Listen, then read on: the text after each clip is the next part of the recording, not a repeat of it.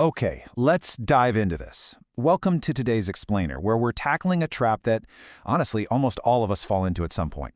You know the feeling, right? That exhausting cycle where you're working constantly. You are completely drained, but you look back at the end of the day and realize you have absolutely nothing to show for it. Well, today we're breaking down 5 counterintuitive systems.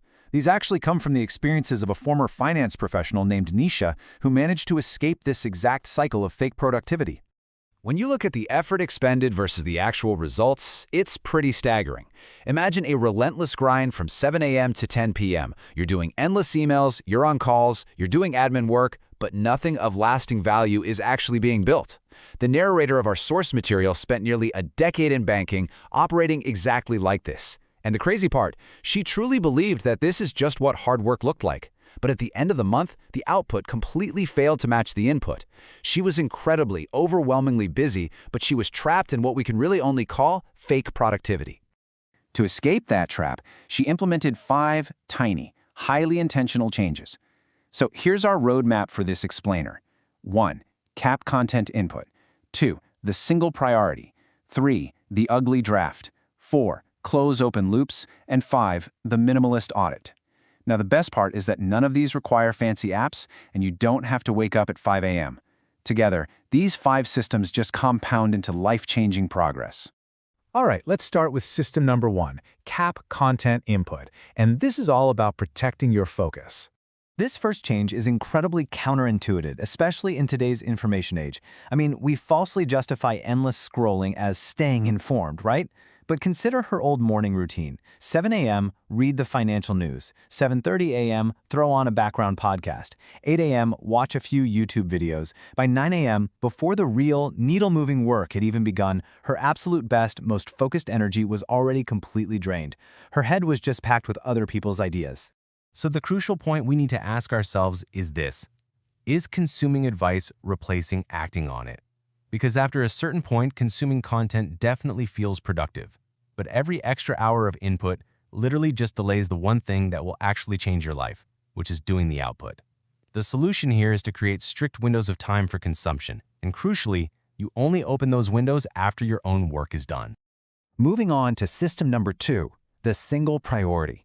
This is about protecting your time. Once you actually reclaim your morning energy, what do you do with it? Well, you have to abandon that old habit of finding 5 really easy tasks to tick off just to avoid the one difficult thing. To fix this, she looked at a fascinating story from way back in 1918.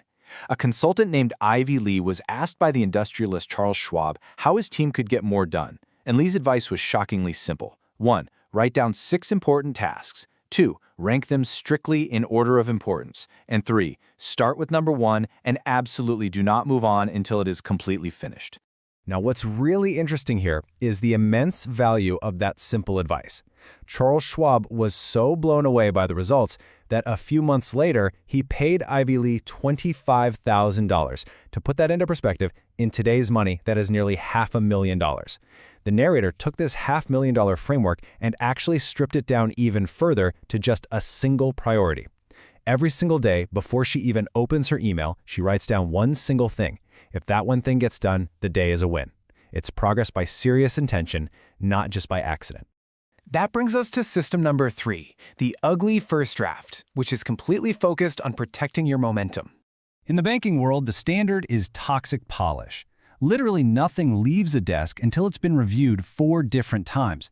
But out in the real world, that mindset will totally kill your momentum. Just listen to this golden quote from Reid Hoffman, the founder of LinkedIn.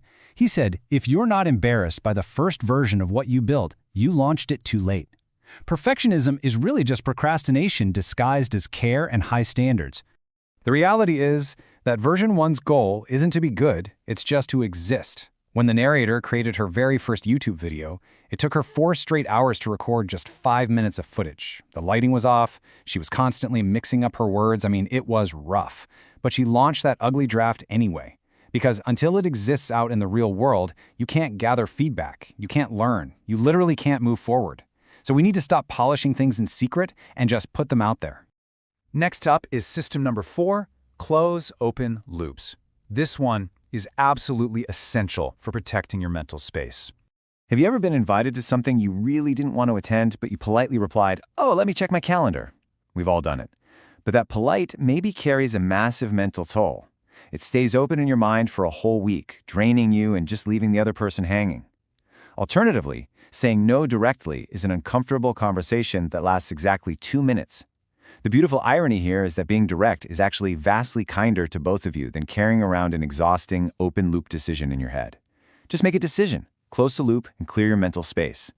And finally, we arrive at our fifth system, the minimalist financial audit aimed at protecting your financial peace.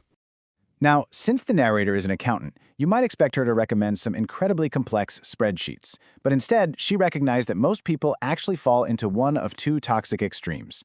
You have the obsessor, who reacts emotionally to every tiny market dip, or you have the avoider, who just ignores their banking apps for weeks. Interestingly, a study actually found that checking your finances too frequently, like the obsessor, leads to worse long-term decisions because every minor fluctuation feels like an absolute emergency. But the truth is, both camps end up spending constant mental energy on money without actually improving their financial reality.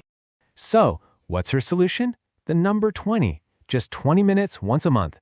That is literally all the attention your money actually needs to break the binary of obsessing versus avoiding. You just sit down for 20 minutes, you review the month, make your adjustments, and then you step away. Your money doesn't need your constant anxious attention. It really just needs the right kind of focused attention. So, we've covered capping content, finding your single priority, embracing the ugly draft, closing open loops, and doing a 20-minute minimalist audit. It's time to finally drop the exhausting illusions of hustle culture and start actually building simple, intentional systems for yourself. I want to leave you with this final provocative thought. When you look at your own day, which of your supposedly productive habits is actually just keeping you busy?